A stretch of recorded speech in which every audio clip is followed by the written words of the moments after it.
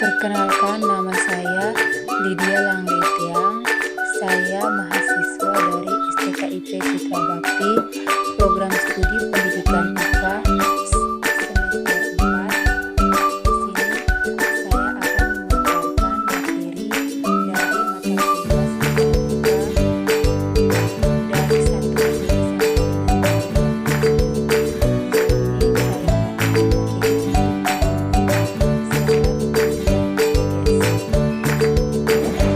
Materi pertama, ruang lingkup sejarah sains.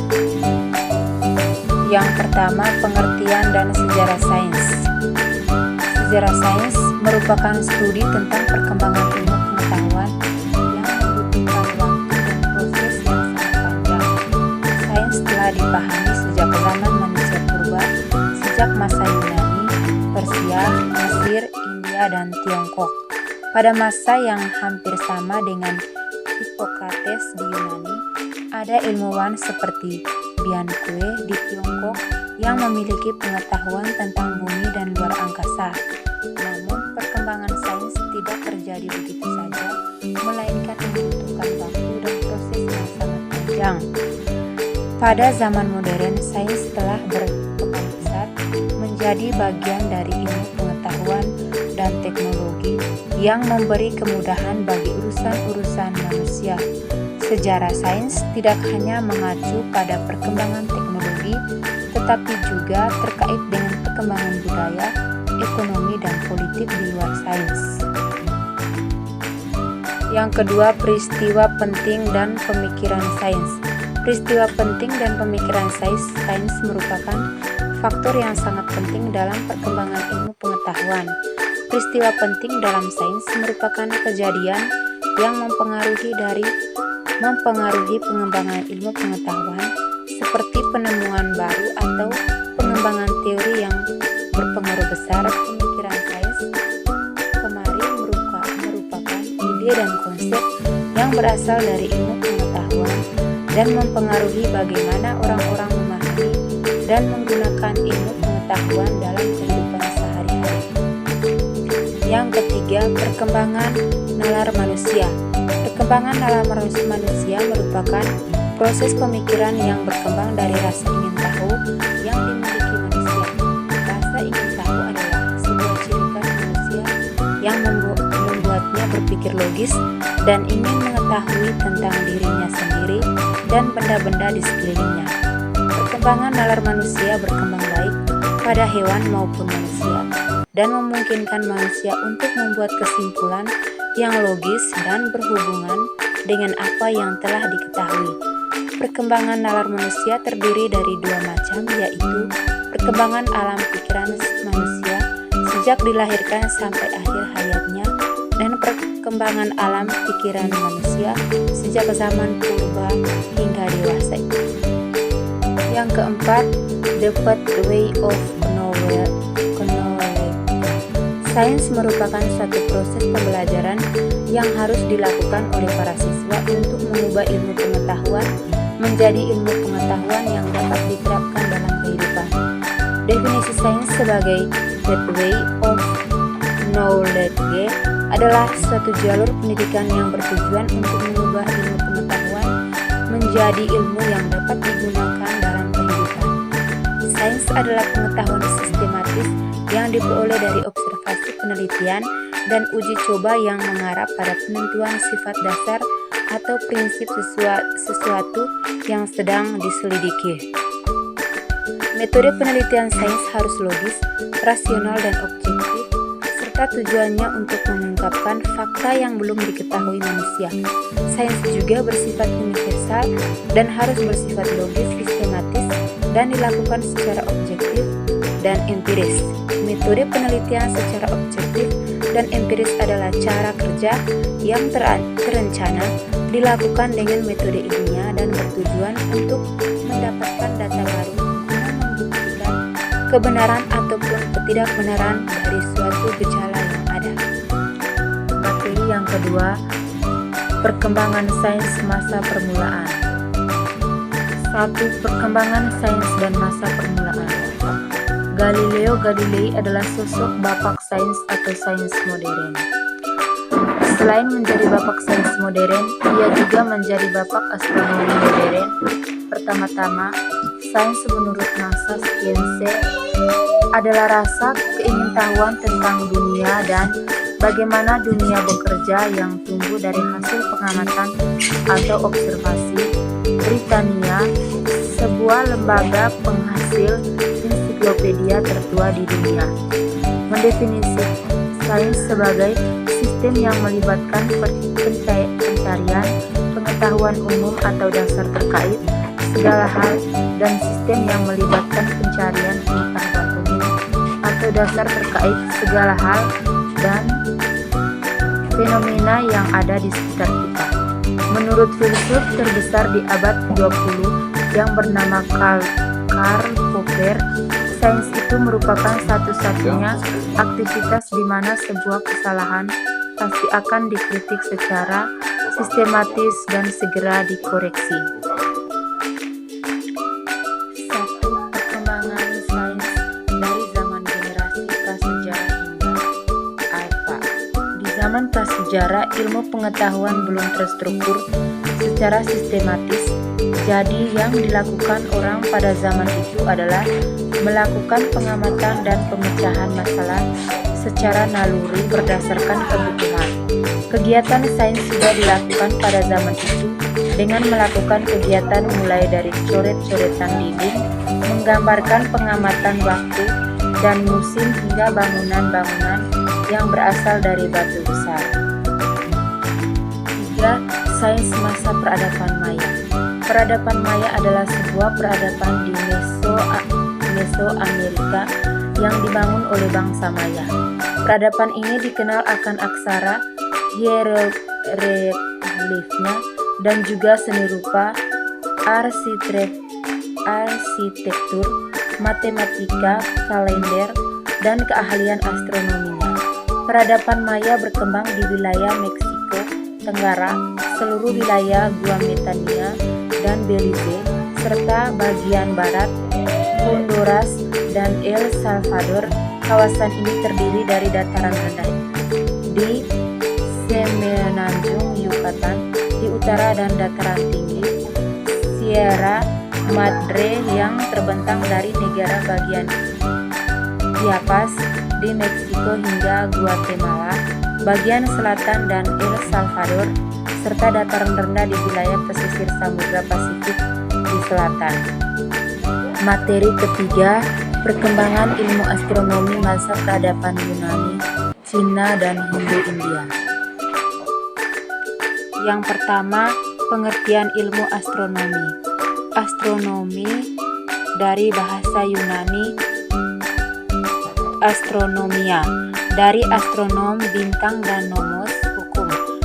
Juga disebut ilmu bintang atau ilmu falak, adalah ilmu yang mempelajari benda langit dan fenomena alam yang terjadi di luar bumi, termasuk fenomena di atmosfer atas bumi yang berasal dari luar angkasa seperti meteor dan aurora. Ilmu ini secara pokok mempelajari berbagai sisi dari objek langit seperti asal-usul, sifat fisika kimia, meteorologi, dan gerak, serta bagaimana pengetahuan akan benda-benda tersebut menjelaskan pembentukan dan perkembangan alam semesta. Yang kedua, perkembangan ilmu astronomi pada masa Yunani. Dalam sejarah, Yunani adalah bangsa peradaban yang dikenal memiliki sumbangan besar dalam ilmu pengetahuan, di antaranya adalah sumbangan dalam bidang astronomi. Secara historis, astronomi Yunani adalah asimilasi peradaban Babilonia dan Mesir kuno. Di zamannya, bersama bangsa Romawi, Yunani merupakan kiblat astronomi dunia. Namun, setelah runtuhnya kebudayaan Yunani dan Romawi pada abad pertengahan, kiblat astronomi berpindah ke bangsa Arab. Yang ketiga, perkembangan ilmu astronomi pada masa Cina. Tradisi astronomi di Tiongkok kuno adalah bagian penting dari tradisi budaya negara dan telah dimulai dari zaman perunggu hingga 1800 sebelum Masehi. Selama ribuan tahun, keilmuan astronomi Cina mengalami perkembangan, tetapi pola dasar astronomi Cina tetap sama.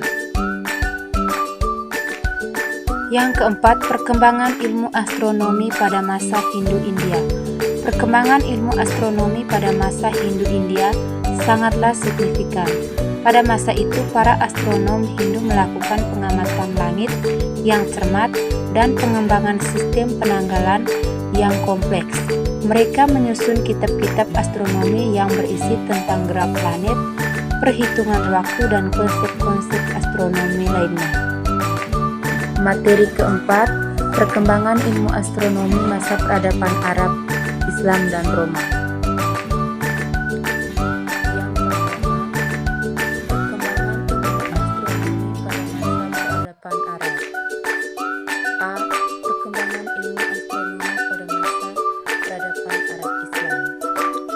Pada masa Nabi Muhammad SAW, ilmu falak belum mengalami perkembangan yang signifikan karena pada saat itu umat Islam disibukkan dengan upaya menyebarluaskan ajaran Islam ke seluruh pulau dunia, sehingga aktivitas untuk mengkaji tentang astronomis sangat kurang sekali. Jika pun ada,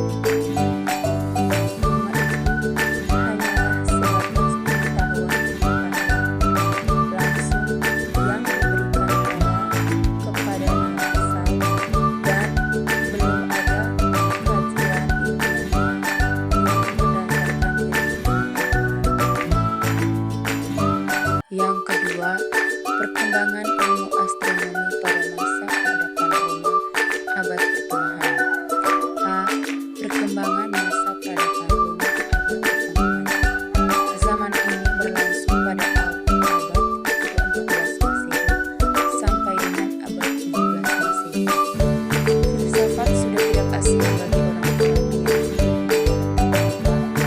yang sejak diperkenalkan pada zaman Yunani oleh kerajaan besar yaitu Romawi. Bahkan pada masa Yunani kuno banyak filsuf-filsuf yang lahir. Namun di balik itu semua, banyak filsuf yang tidak setuju dengan keilmuan yang hanya berdasarkan akal pemikiran manusia. B. Tokoh-tokoh masa peradaban Roma. 1. Nikolaus Kopernikus 1473 Masehi sampai 1543 Masehi adalah seorang astronom, matematikawan, dan ekonomi yang berkebangsaan Polandia. Dia mengembangkan teori heliosentris atau tata surya berpusat di matahari. Yang kedua, Galileo Galilei 1564 Masehi sampai 1642 Masehi adalah seorang astronom, filsuf, dan fisikawan Italia yang memiliki peran besar dalam revolusi ilmiah. Sumbangannya dalam keilmuan antara lain adalah penyempurnaan teleskop dan berbagai observasi astronomi. Dia adalah orang pertama yang melukiskan tata surya seperti yang kita kenal sekarang. Yang ketiga, Tycho Brahe 1546 Masehi sampai 1601 Masehi adalah seorang bangsawan Denmark yang terkenal sebagai astrolog dan alkimiawan. Tycho adalah seorang astronom pengamat paling menonjol di zaman pra-teleskop. Akurasi pengamatannya pada posisi bintang dan planet tak tertandingi pada masa itu. Yang keempat, Johannes Kepler 1571 Masehi sampai 1630 Masehi adalah astronom Jerman, matematikawan, dan astrolog yang paling dikenal melalui hukum gerakan planetnya. Kepler juga ahli optik dan astronomi. Penjelasannya tentang pembahasan cahaya tertuang dalam buku Supplement to Detail Exploding the Optical Part of Astronomy. Ia orang pertama yang menjelaskan cara kerja mata. Materi kelima, perkembangan ilmu fisika masa pra-Renaissance. Yang pertama, sejarah perkembangan fisika menurut Fritz Meyer. Periode 1 dimulai dari zaman prasejarah sampai tahun 1550-an. Dalam periode pertama ini belum ada penelitian yang sistematis. Periode kedua dimulai dari tahun 1550-an sampai tahun 1800-an. Pada periode kedua ini mulai dikembangkan metode penelitian yang sistematis dengan Galileo dikenal sebagai pencetus metode saintifik dalam penelitian. Periode ketiga dimulai dari tahun 1800-an sampai 1890-an. Pada periode ini diformulasikan konsep-konsep fisika yang mendasar yang sekarang kita kenal dengan sebutan fisika klasik. Periode keempat dimulai dari tahun 1890-an sampai sekarang. Pada akhir abad ke-19 ditemukan beberapa fenomena yang tidak bisa dijelaskan melalui fisika klasik. Hal ini menuntut perkembangan konsep fisika yang lebih mendasar lagi yang sekarang disebut fisika modern. Yang kedua, sejarah perkembangan fisika menurut Berkeley. Periode pertama antara zaman purbakala sampai dengan 1500. Belum adanya eksperimen yang sistematis dan kebebasan dalam mengadakan percobaan. Periode kedua sekitar 1550 sampai 1800, perkembangan fisika berdasarkan metode eksperimen yang dapat dipertanggungjawabkan, diakui, dan diterima sebagai persoalan yang ilmiah dengan karakteristik sebagai berikut. Pertumbuhan penyelidikan berkembang pesat sekali dengan percobaan yang dipelopori oleh Galileo 1564 sampai 1642. Galileo meletakkan pandangan modern di mana sains harus berdasarkan pengamatan dan percobaan. 3. Periode ketiga, periode singkat 1800-an sampai 1890-an, berkembangnya fisika klasik yang meletakkan dasar fisika kuantum dengan karakteristik sebagai berikut. Kemajuan pesat dari pertumbuhan dan perkembangan fisika klasik yang meletakkan dasar fisika kuantum periode ini singkat, tapi kemajuan pesat. Hampir semua fisikawan percaya semua hukum fisika telah ditemukan dan selesai, sehingga penelitian dialihkan untuk memperbaiki validitas alat ukur dan perbaikan metode pengukuran. Keempat, periode keempat tahun 1887 sampai dengan 1925, adanya fenomena mikroskopis, elektron, dan lain-lain. Teori klasik semi modern, teori kuantum masih terkait fisika klasik, the old quantum mechanics, dengan karakteristik sebagai berikut. Dimulai tahun 1887 dengan ditemukan efek fotolistrik.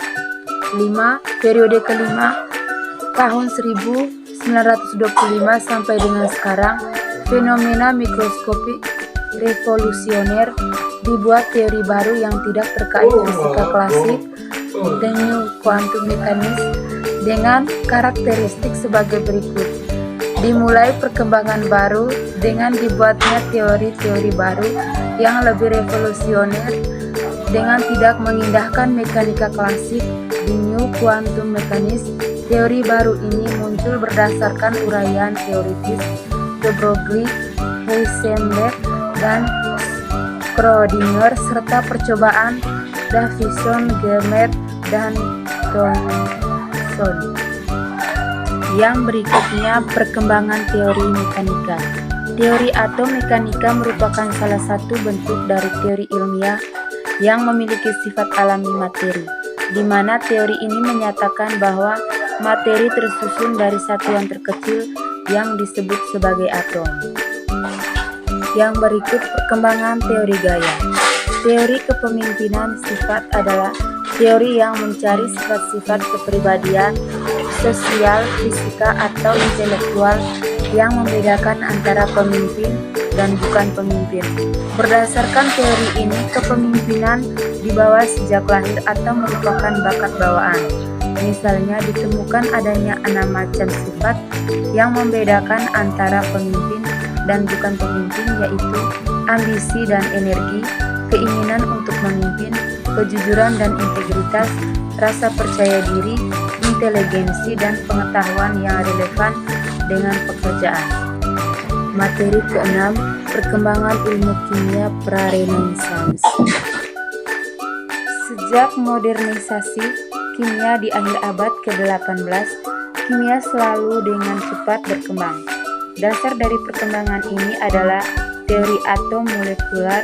Dengan terbitnya abad ke-21, kimia telah meraih sukses dalam meluaskan lingkup kajiannya. Peran interaksi lemah telah dikenali dan prospek bab baru kimia supermolekuler telah terbuka di pihak lain. Pada abad ke-19 muncul berbagai penemuan-penemuan penting dalam ilmu kimia. Perkembangan teori atom dasar.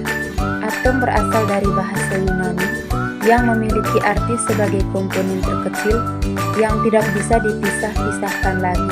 Konsep atom ini pertama kali diajukan oleh seorang filsuf dari India dan juga dari Yunani. Perkembangan teori elemen unsur.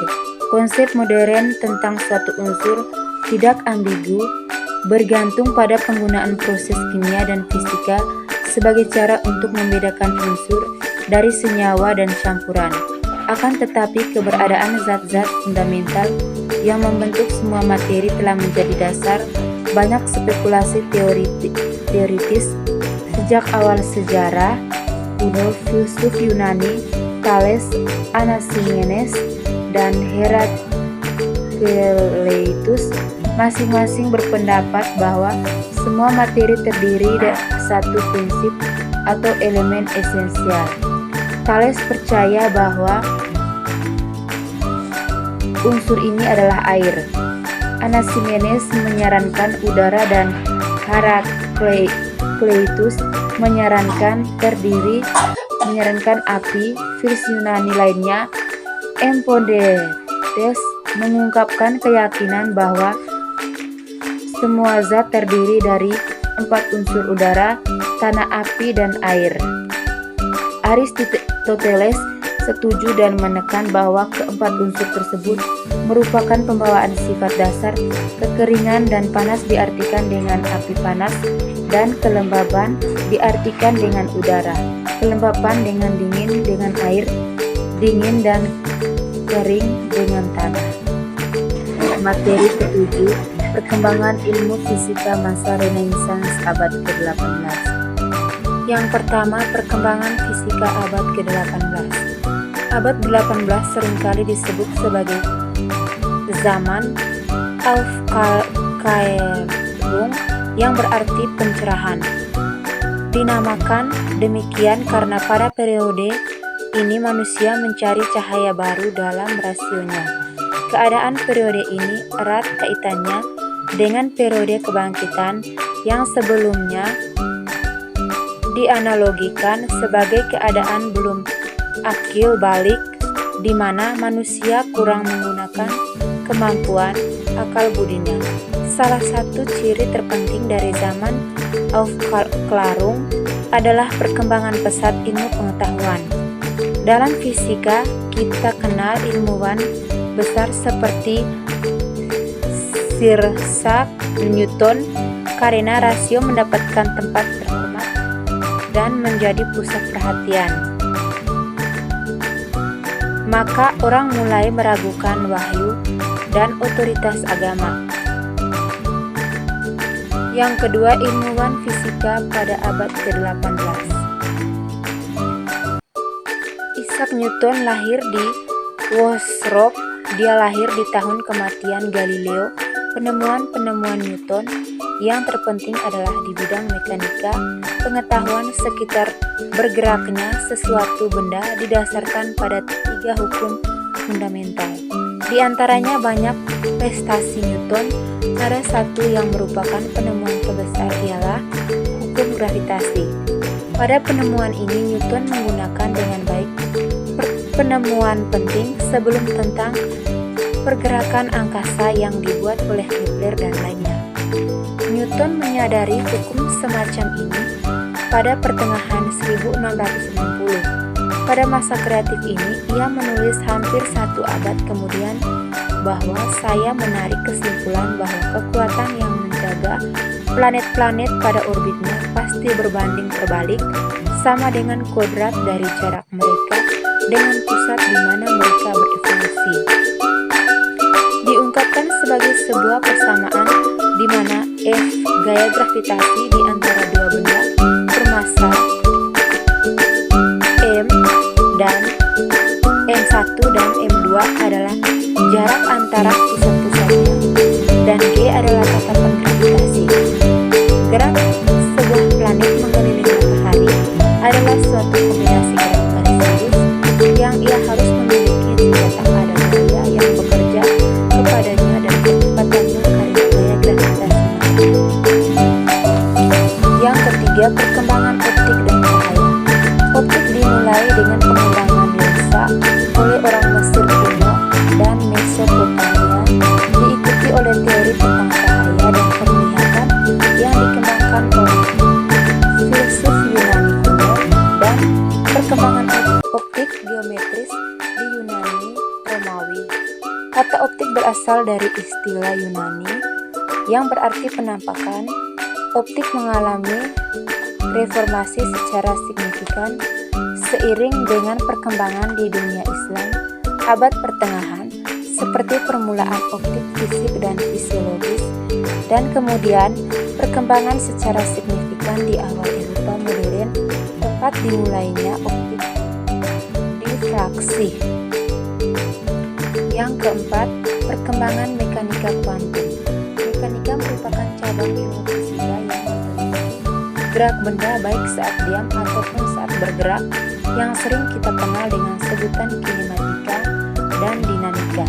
Mekanika ini sudah ada sejak era Yunani dan tentu terus mengalami perkembangan sampai saat ini.